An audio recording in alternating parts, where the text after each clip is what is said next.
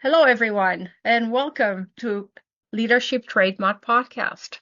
In this episode, we are going to focus on wrapping up our very, very cool season two, which was on tools and resources. We've had so many great speakers, so many great topics, and what I was most excited about were the tools that I was yet again reminded of the leadership trademark course that I took way, way, way, way back. And I loved that. So it was really, really great to see all of the different tools like the identity matrix, for example, which I love, and all of those cool things. So what we're going to do is we're going to be talking about some of those great takeaways.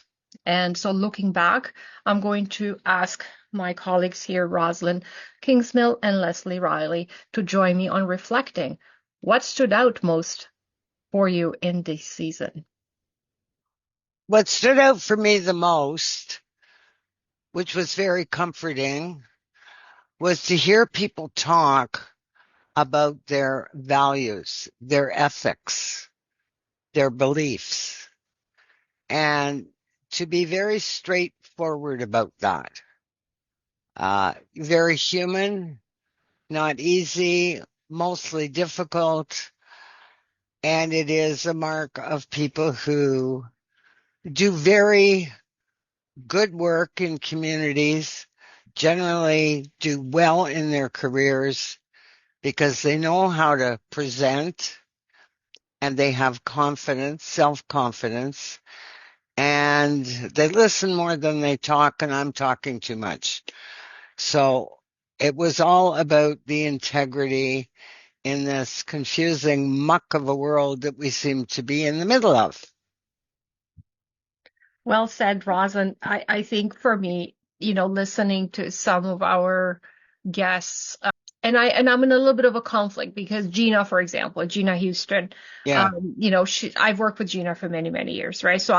So call me biased, but her leadership stands out, right? In yeah. everything that she does, and that's what came out in that episode, like really, really hearing her talk about how she does things and sharing that with the world. And I think like for me, that is the beauty of this season is that not only were you able to share the tools that you so graciously are sharing, but also seeing them in action.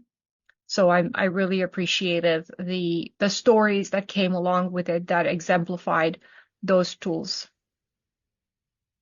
Leslie? I think those are both really terrific points, Sylvia and Roz. And I would like to add to that the thread or the theme that seemed to go through all of our guests when they were talking about their work and the tools that they use was the importance that they placed on communication and two-way communication, both letting people know what was going on as well as listening to the members of their team to get additional information to understand their perspectives and things like that. So I think that the concept of value and role modeling and communication are sort of three really essential themes that came out of this past season. Thank you, Leslie. And it brings me back to one of the last episodes when it was about priority setting. And when I was, kind of relooking at the episodes and just kind of looking at, okay, what were we talking about? It's such a practical tool, right? As leaders, we got bombarded with so many things, from anywhere from leading your team, but also big initiatives that get thrown out that have to be dealt with. And so having some practical tools on how do you do that? Yeah, yeah. How do you now balance out all of these eggs that have been thrown at, make sure you don't drop one of them. And which ones lightly put them down while you're dealing with some other ones. So I thought that was a pretty good episode to talk about as well. There is something to be said about learning. Funny enough, today I participated in a leadership course. It was an executive leadership course at work that is offered, and and I'm there, and I consider myself a seasoned leader, and so forth, but I'm also always looking to learn. And being in that room and, just listening to, not just the instructor, but even the lessons that were shared across, it reminded me how much I benefited from the learnings from the leadership trademark, particularly when we talked about the identity matrix, for Mm-hmm. example, like Mm-hmm. really being Mm-hmm. present and really knowing who you are and how do you come across. And unless you know that, you can't really fake that, can you? Right? Right. But I'm sure through this season, though, you personally, I mean, you are the masters. I mean, I bow to you. What do you think you personally have learned or unlearned this season? I would say that the big thing that I learned from this season and all these people and all these topics and the tools and you guys was that people have a huge amount of potential when somebody will just be quiet and listen to them. I also learned that over the years, somehow, pretty much outside my awareness, I was attracted to and attracted by people who said what they meant what they said, and did what they said they're going to do. And the third point is, which really, I'm not so sure it came up in our sessions. It did a bit, but mostly that generally speaking, there is so much uncertainty in the world right now that people have, to your point, Sylvia, and Leslie, to yours, the identity matrix is that people have started to go into their shadow in order to survive. Now, the psychology on the shadow is that all people, all human beings, any culture, any religion, anywhere in the world, forever and ever and ever, the shadow represents the rules and the tools that we learned up to about 15 years old. And they don't serve us when suddenly we have to be in charge of ourselves. So the gap around uncertainty, in my view, has as much to do with everybody's in this traumatic stage right now, economy, etc., wars, etc., etc., etc., because they're missing, to your point, Sylvia, the tools. So they go into a meeting and let's say they use our famous outcome frame as a tool for conversation. But they get so stuck on that that they don't realize that they got to move from that to the identity matrix, or from that to control and not control, or from that into listening and saying, here's what I understand you said. Am I right? Here are my questions. So it takes many, many tools. It's not a script. It's a map. And all that boils down to who is it you're talking to and being very aware of how what they say lands on you. And we all know lots of people who land on us with stuff that we just want to say, go tell somebody who cares. But we don't do that. We go along with it. And we see it in the workplace where, you know, the bullies are running the show. Because why? Because they're scared. Why are they scared? Because they don't know any better. Why don't they know any better? Well, nobody's teaching them. Well, why aren't they teaching them? Well, because they don't know it themselves. So it's all a big jungle gym, a Rubik's Cube. And yet, in each stage of any relationship, there are benchmarks and there are conversations that need to be had. But this is a great big, big secret. Um, so that is what really hit me hard.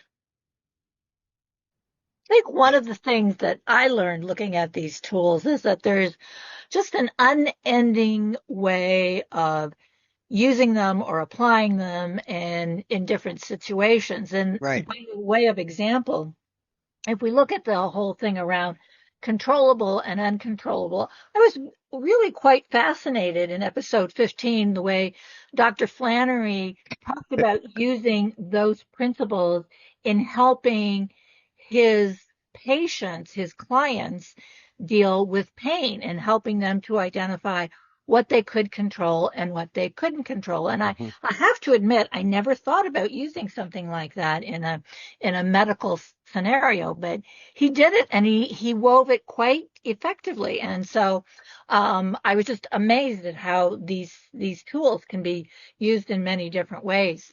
The other observation that I've made over the last couple of weeks, and Sylvia, and you're talking about the identity matrix, was the whole concept of the shadow. And I sometimes wonder if the world does not maybe feel like it's in this great big shadow along the identity matrix right Mhm. now. I was watching the Olympic skaters, like the singles, and the last four skaters were the top four. And I don't know if you were paying any attention, but the fourth from the bottom skated in front of all of those. And then one, two, three, the skaters that were expected to finish ahead of them completely wiped out. They completely cratered their short programs. And Really? he, number four, ended up with the gold medal. And the rest of them fell in behind him. And I thought, is this the shadow of a troubled world? Like, Mhm. and Mhm. is it feeding off of one another? Like one person starts to stumble and then it kind of, creates a response in the next person. Anyway, it was very fascinating and it's not very scientific, but that was one of the observations that I had made. So to be unaffected, Leslie, to your point, by, being the best or being the toughest or whatever, whatever, whatever, On and this trying to very hide public this and this stage where and that. everybody's Right, watching. right. Yeah. So then everybody is in their shadow or in a performance, right? But Hmm. they aren't in themselves. Okay. There is no center self. So of course they don't know what to do next. Well, isn't this though, if we do a bit of a bouncy ball, isn't this, if you flip it to the hero's journey and you think, okay, so Hmm. you're in your shadow. Yes, it's a lot of, I feel exactly what you're saying, Leslie. There's this kind of everything flips upside down very, very quickly. Yeah. Like, Yeah. whoo, so you're sideswiped right by a whole bunch of decisions or leaders or no leadership or lack thereof, whatever, all of the above. But I'm very optimistic as a person. And I look at like, okay, well, what's coming next? So if we're in the shadow and what's the gift of return, so to say, right? From a Right. hero's Right. journey perspective, like, is the identity, is the good leadership going to rise and show up and say, I am here and I got you and I now make you feel safe and, you can trust me and I shall lead you. And that would be the best hope that I the best thing that I hope for to say, yeah, you know what, things are shifting, things people are starting to make the right decisions. And in the workplace, this is actually a pivotal moment Hmm. because there's a lot of push and pull. There's a lot of forces kind of, coming and going, whether it's return to the office, whether it's, Hmm. there's a drive, towards efficiencies. And we've seen these waves that kind of come and go and come and go. And I say that good leadership shall prevail, and I stand by it because I do think that there's a wake up showing up right now. And I do think that these tools that we've put together, like if you were to ask me, so what? So we have all these tools, but it sounds to me that we've built you've built it way before we did this podcast, but it turned from the binder to an online platform by which we can share these tools and resources so that people could essentially, in whatever order you listen. And I just want to underline that. So if you're going to row a boat, you need an oar. You can call that a tool. Now, what we introduced through both seasons was various tools to handle various situations so that you're not trying to row the boat with the flipper that you swim in. And they work, and they've worked for thousands of years. These aren't made up by AI or some hotshot marketing guy or top end salesman. These tools are all based on having principles, listening, telling the truth, and working together to make whatever it is that we're after easier, faster, better, less painful, manageable, less traumatic, whatever, right? They're not an elixir in the sense of wave a wand, but without that, the issues, the problems, the traumas go deeper, which is all about relating to people and including and starting with yourself. Yes. Right. I Like, think it's a really good point because we actually have been here before. yeah, great. It's been a while. And it's shocking because we forgot that these kinds of things could happen. But you do see people starting to create, I don't know if you want to call them community leadership groups, or starting to stand out and start to lead the group in a different direction. Hmm. And you're right, we do have the ability, we have the tools, we have the values, we have the only word that's coming to my mind is the gumption, but we have the integrity. Maybe integrity is a Yeah. better one to do this. And so I too feel a lot of hope. And I do think that we have to remember that we've been here before and we pulled ourselves out of this. Right. Right. Yeah. Yeah. I Very think the three of us, maybe we're too proud of what we did. But when I think of the hours that I talked to and you guys talked to and we talked together, we were focused. We knew the kind of things we wanted to talk about. We had options on who we could invite as a guest. And we were careful to make sure that they were on the same page. And that gave me a lot of hope because we crossed so many industries and so many age groups. You know, we went from sort of the top of executive in the military right down to the hospitality stuff and back and forth. And the thread that ran through it was, to your point, Leslie, integrity. And what upset them, I heard more, I don't know what you guys heard, but what I heard more than anything is their own disappointment with the lack of integrity in their leaders or their colleagues or their followers, but it didn't make them less clear about what was important. Right. So I think we're onto something, and I think there's a lot of work to be done in the world to bring back the concept of having good relationships. So I think it's a time now in the world for us to be all starting to pay attention to relating to the other without criticism, without jealousy, without animosity, without getting our feelings hurt, without retribution. You know, and if people could even just get that in their head for like a week, well, we well. could change the world. Well, we are changing the world, and Yeah, okay. spoiler alert, Rosie just talked about our next season, relationships. There you go, folks. This is actually what we are going to focus on next is exactly that, is relationship, which to me is really the basis of good leadership is relationships and creating and foster the environment for relationships to grow.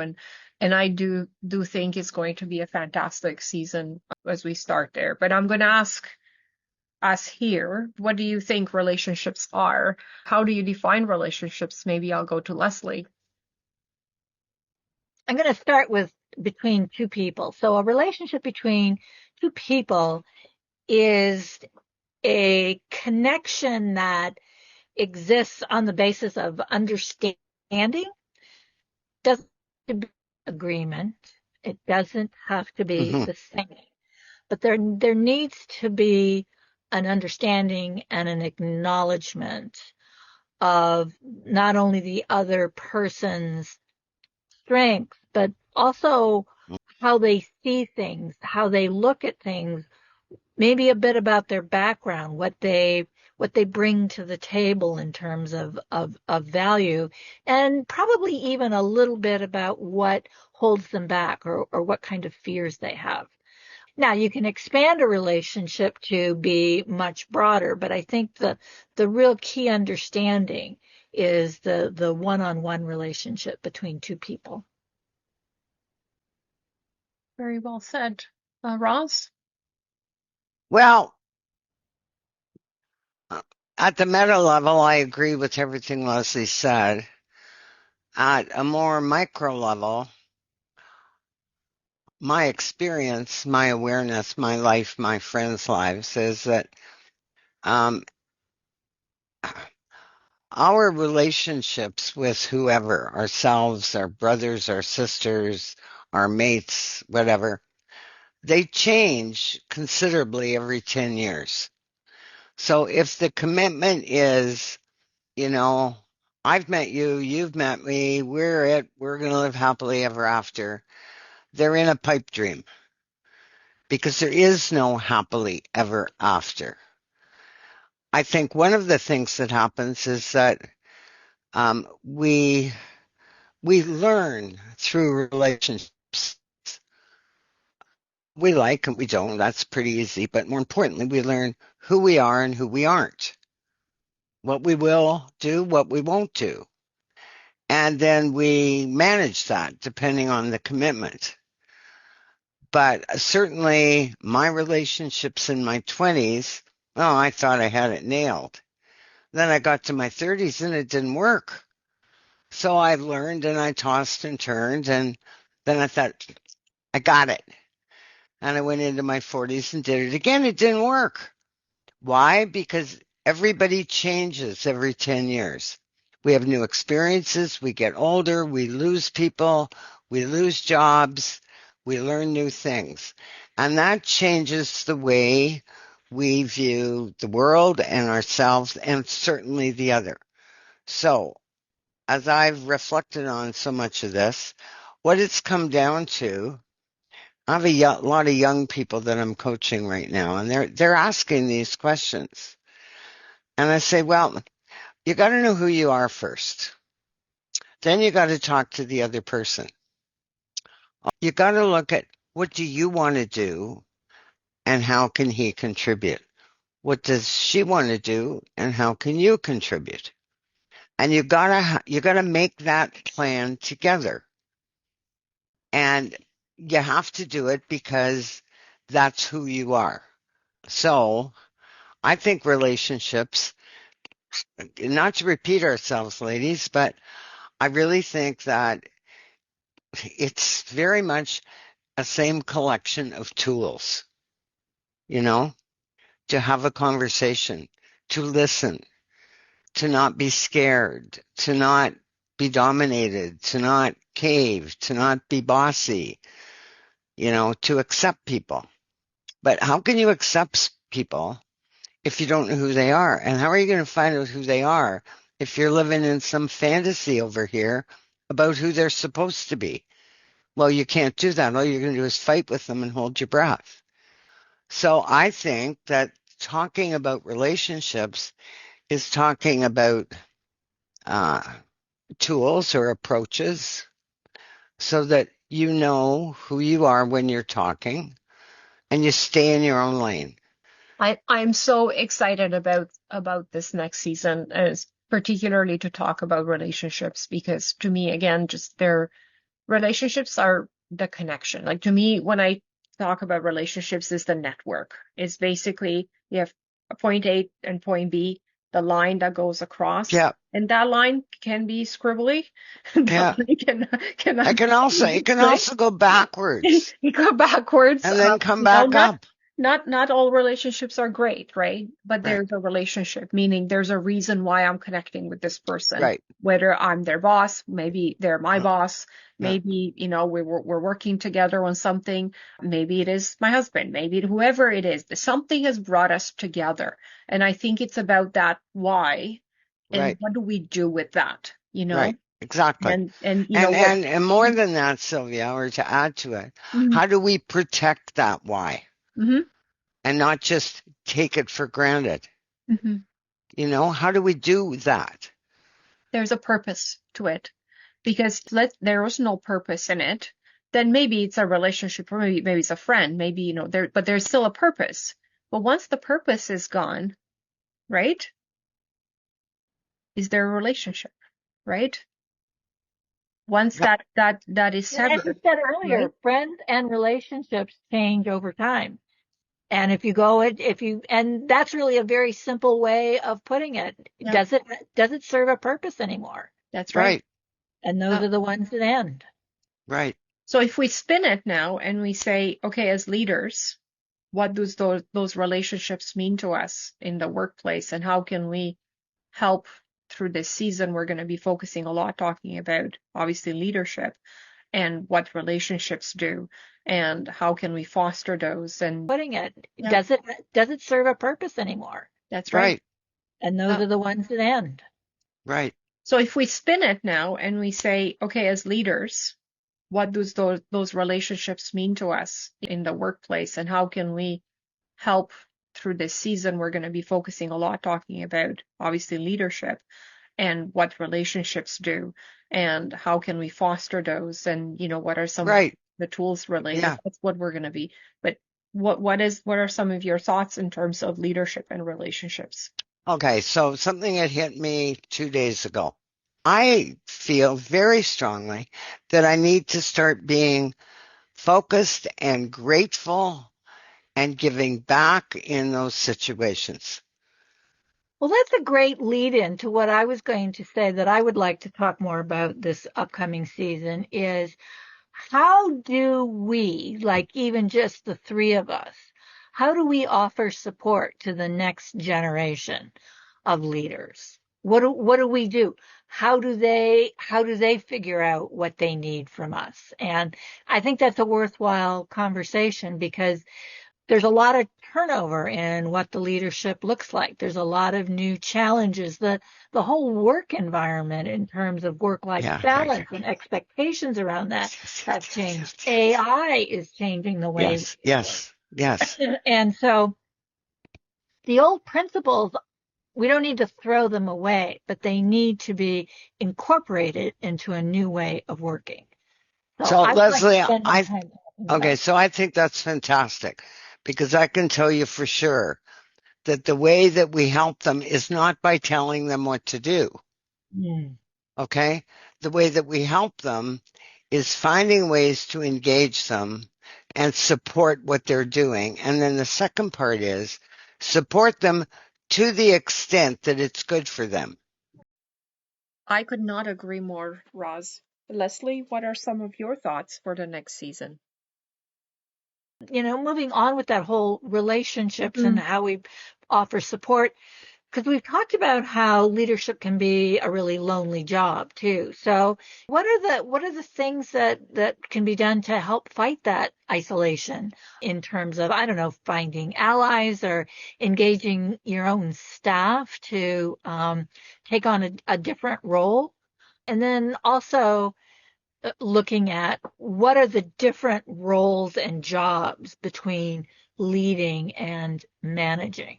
Because they're both very important, but Yeah. one can definitely take away from the other. Because the reality is the managing part is hitting the targets and getting the productivity and doing all of that. Like the numbers and the goals are real. And that's kind of the managing part of it. And how do you separate? Most leaders have both jobs. So how do you separate that and how do you balance those two things Yeah. against in your environment? No, for sure. For sure. I like what you said with this is always, I think it's always been the challenge with being a leader.